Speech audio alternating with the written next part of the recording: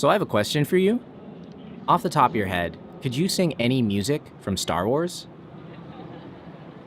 Bum, bum, ba-da-bum, bum, bum, ba-da-bum, bum, bum, ba-da-bum, bum.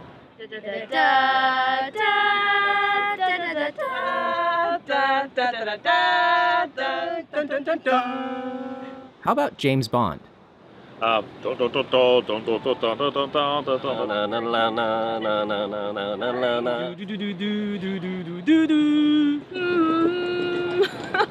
Potter?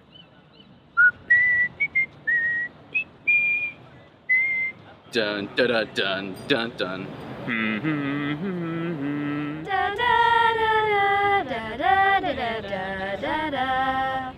My last question. Can you sing anything from a Marvel movie? I'm like the biggest Marvel fan that I know of. I can't think of any of the songs. One of those. No. No. Oh, I wow. should know this, but I don't. Shit. I didn't even know they had like theme songs. Why is this? Because the Marvel Cinematic Universe is now the highest grossing franchise in film history. More than Star Wars, more than James Bond, more than Harry Potter. So what is missing from their music?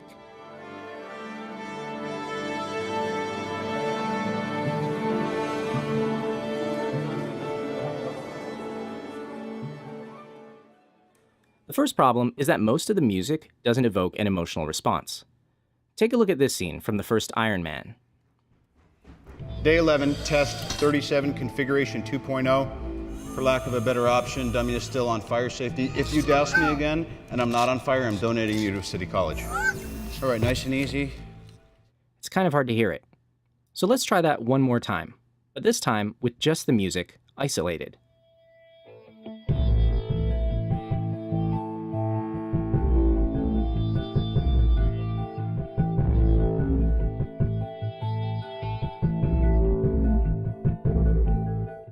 Did you have an emotional reaction to that music?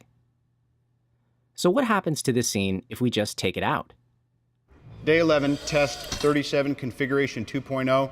For lack of a better option, dummy is still on fire safety. If you douse me again and I'm not on fire, I'm donating you to City College.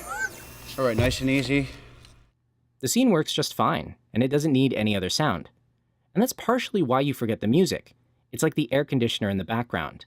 After a while, you tune it out. Another problem is that the music is used very predictably, so that what you see is what you get.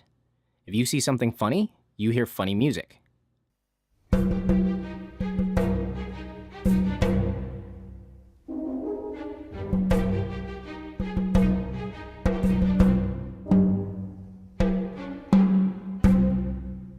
If you see something sad, you hear a high note on the strings.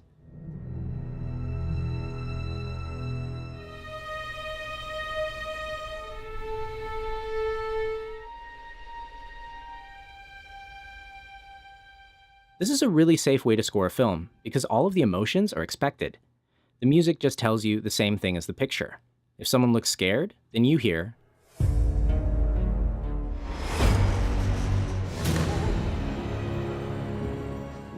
And this is the second reason the music is forgettable. It never challenges your expectations. But sometimes, the Marvel films do have memorable music. Except the filmmakers don't let us listen to it. Instead, they cover it up with other sounds, like this.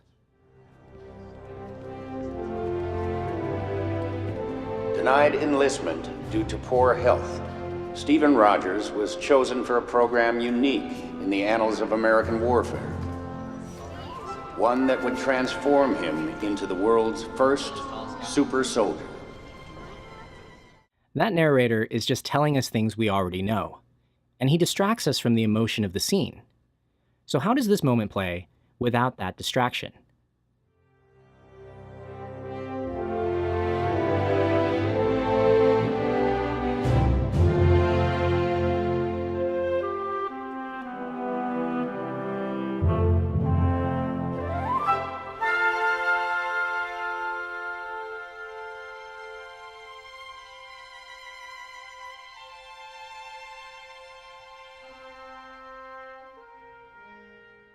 Did you feel the difference?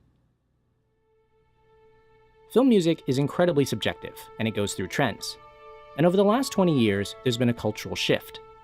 Nowadays, a lot of filmmakers feel that music should not be noticed.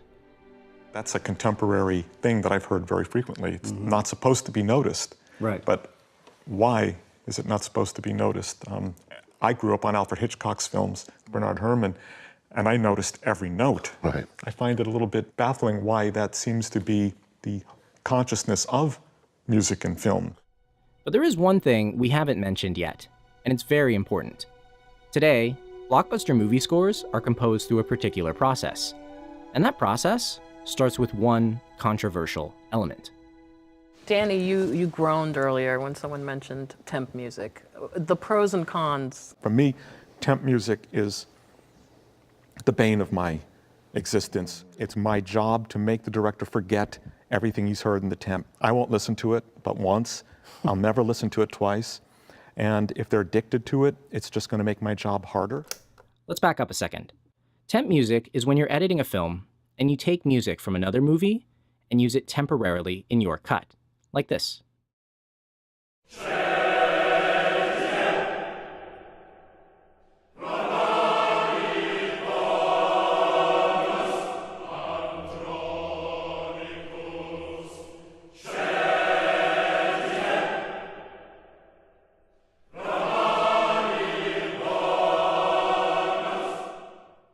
Temp music is always supposed to be replaced by a composer's original score. But sometimes, directors or producers will tell their composer to imitate the temp.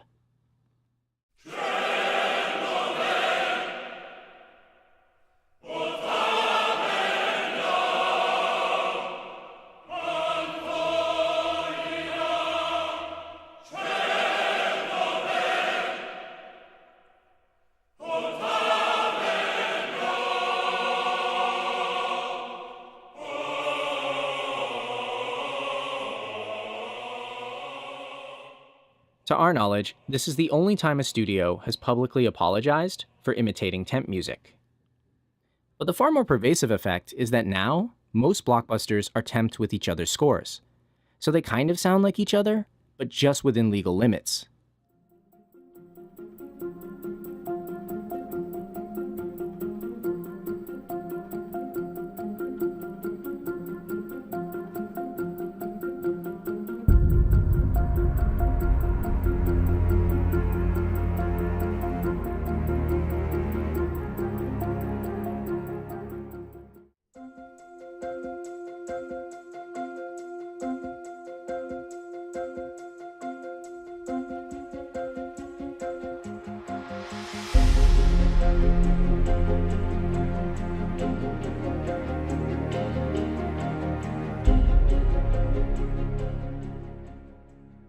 And as the Marvel franchise has become more popular, now other films sound like they were temped with Marvel music.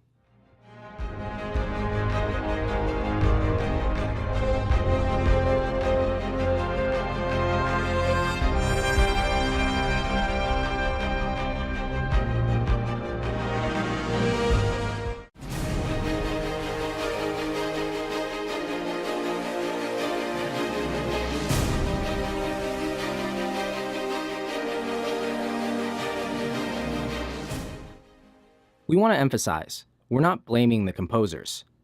Things don't get this way unless it's systemic.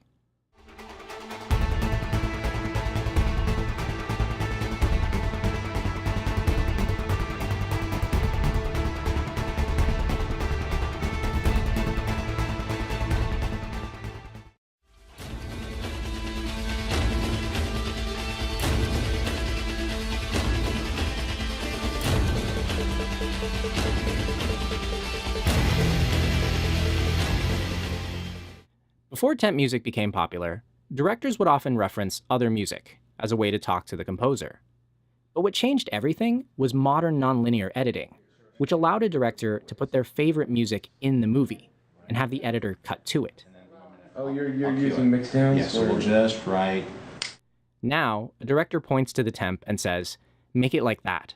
And it's not because the music is the right choice, but because they've listened to it again and again and again for hours and hours and make a new DVD they watch at home when they go back, and then another version the next day with the same music. And at some point, the music sticks to the picture. Any good music They could sticks. spend a year with it before you arrive. Of course, so it's connected. And when you take, by the way, when you take that music out, often the cut isn't right because they're cutting to something that it's very frustrating. Part of the frustration is that filmmakers just reuse things that worked in every other movie. So you end up with the lowest common denominator. Remember this? Let's try something different. So earlier in the film, Thor convinced his friends to do something illegal, and he was banished. Now, they're doing something illegal to find him.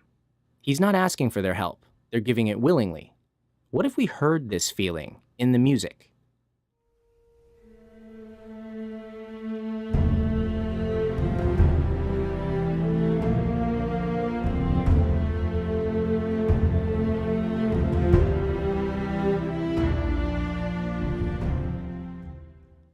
We're not saying this is the right choice here, but it's worth trying out because it makes the scene emotionally richer. And all of the choices you see in Marvel films, the background noise, hearing what you see, adding a narrator, temp music, all of these stem from the same desire, to keep things safe. This is not bad music, it's just bland and inoffensive. And because Marvel sacrifices emotional richness for these safe choices, the end result is this.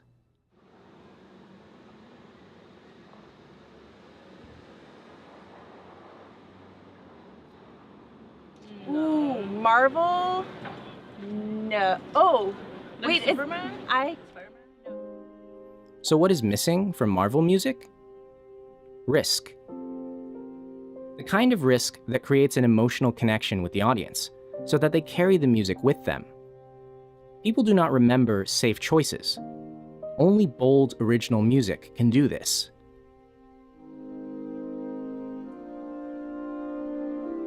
But that being said, we did find one Marvel theme that still got this reaction. Spider-Man, Spider-Man, friendly neighborhood Spider-Man, spins a web any size, catches thieves just like flies. Look out! Here comes Spider-Man.